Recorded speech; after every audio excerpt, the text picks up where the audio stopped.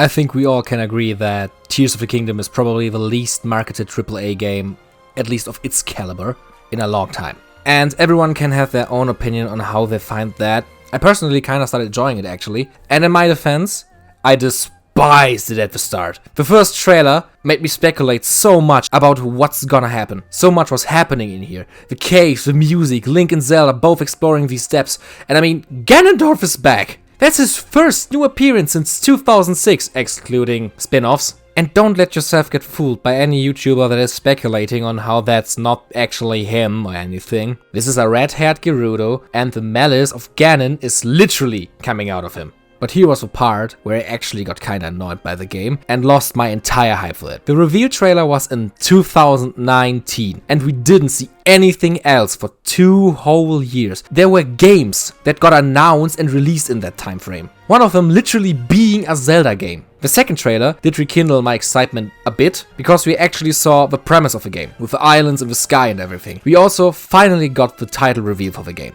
In 2022. The name they were so secretive about, because apparently even that would be too much of a spoiler. But it still wasn't all that much.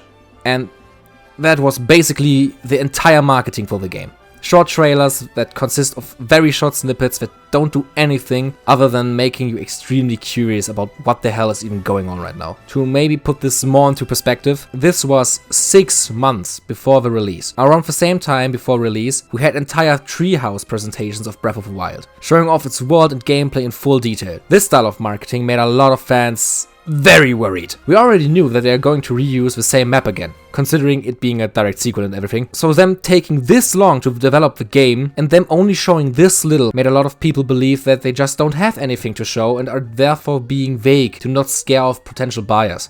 And to that I have to say, have you even played a Zelda game before? When was this ever the case with this development team? The Zelda team is one of the few teams that almost never turn out a dud, because they know how important Zelda is. That's why these games take so long. And you want to tell me that the Zelda game with the longest development time of the entire series, that also was able to reuse a fuck ton of assets from the previous title, would be the one that doesn't offer a lot of new content? Apparently, Nintendo of America had to really pressure the dev team to reveal more than they were comfortable with in the trailers for Breath of the Wild, because they didn't want to spoil any surprises. And after the success of Breath of the Wild, they now got more freedom to actually market the game how they want, considering how the game sold around 30 million units by now. And they know people are going to buy Tears of the Kingdom for the simple reason of it being the sequel to that game. This is the reason we haven't seen that much of the changes of the world, the islands, if the game is going to have dungeons, or even the story.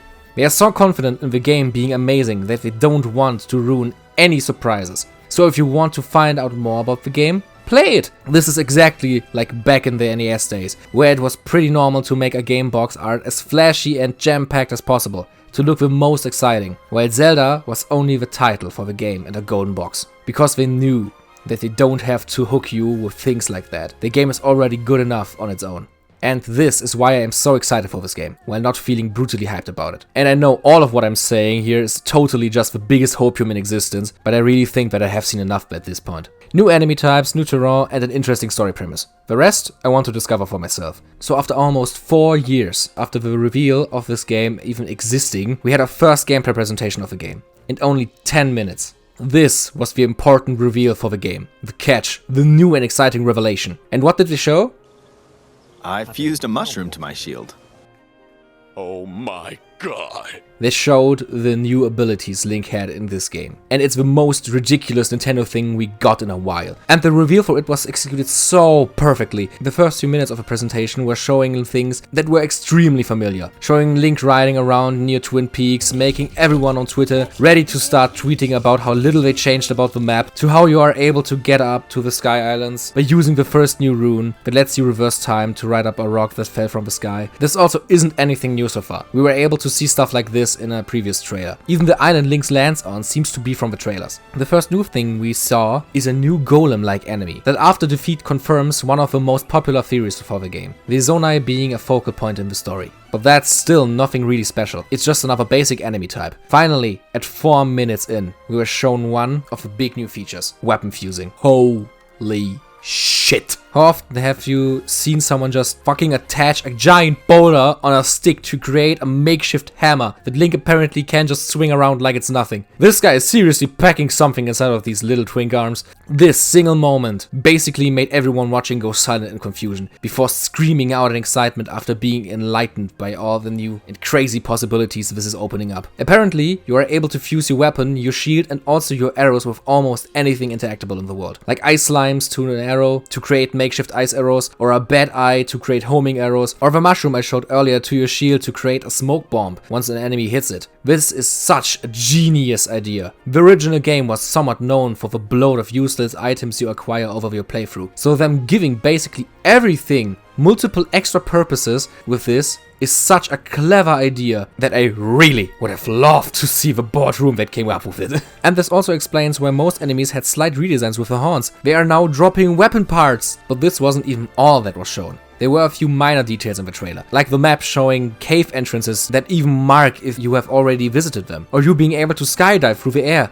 No, they had to go even further than being able to fuse all your weapons together. And even here, the way they revealed it was just a great subversion of expectations. At first, they made it look like it's just a magnesis rune again, but you're now able to lift up non-magnetic things. But then, you're actually able to fuse things together without it having to be a weapon. And you can even power them up with different sorts of technology. They already showed off some weird looking contraptions in one of the previous trailers, but nobody was expecting you to be able to just stick random shit together to create those things. And I am not sure if you are able to realize how big of a deal this is. This is massive! I tell you, on the day of release, everyone is gonna ride across rivers. And in week 2, everyone is gonna fight Ganon with a fucking mech. And they actually showed that this is possible in the new trailer! So originally, the script was supposed to end with my little mech joke, but right as I started finishing up the script, they announced the final trailer for Tears of the Kingdom. So I waited for the trailer to release to also include that in the video. And good thing I did. Like I said, they confirmed my joke is actually fucking possible. And even overall, what a trailer. The third and final trailer for Tears of the Kingdom was basically the equivalent of a final trailer of Breath of the Wild. It had a pretty similar structure,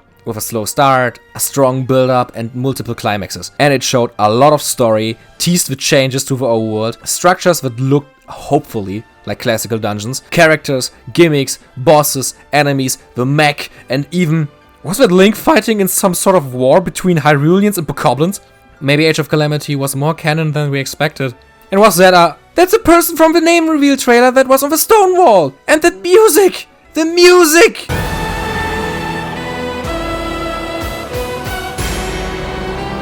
I can't wait to be sad again about this track being exclusively for this trailer and not appearing in the game itself. And who was that woman? She looked like Zelda but also kinda different. And you're able to fight together with the champion descendants? Can you actually have them as companions this time like you were able to do with Wolf Link? And then they even revealed how Ganondorf is going to look. Damn! I am praying on my knees that Ganondorf is going to have more of a presence in this game. I need this beast of a man to be constant threat that you can actually feel. And one thing that I didn't catch immediately was when they showed the back of this character, who I assumed was just Ganondorf from the back, but he looks kinda different. So this is either a powered up version of him that you are fighting on a blood moon, or demise. Oh god. And even though I'd say that the trailer wasn't as good as the original Breath of the Wild trailer, which isn't a bad thing, the trailer sits as one of the best game trailers of all time with a lot of people for a reason. But I'm just glad that this trailer was actually able to calm down a lot of people who were worried about the game not offering enough new content. They showed some pretty drastic changes to previous areas in this trailer, like what is even happening here? And hopefully it also will shut up the people who are screaming about the game being a DLC. Yes, the development of this game started off as a DLC, but it got too big and they turned it into a new game. This is the entire God of War Ragnarok situation all over again. And what happened to all those people who are calling that a DLC? Exactly, they vanished. So please! I hope I was able to somewhat well explain why my excitement for this game returned in the last few months. This was one of the most painful waits for a Zelda game, and I am glad that this is finally over. So if you like this video, consider liking and maybe even subscribing. And if you want to see me play the game on release, and definitely not constantly screaming excitement like I'm an hyperactive 12-year-old every time something mildly interesting happens, consider checking out my Twitch. See you!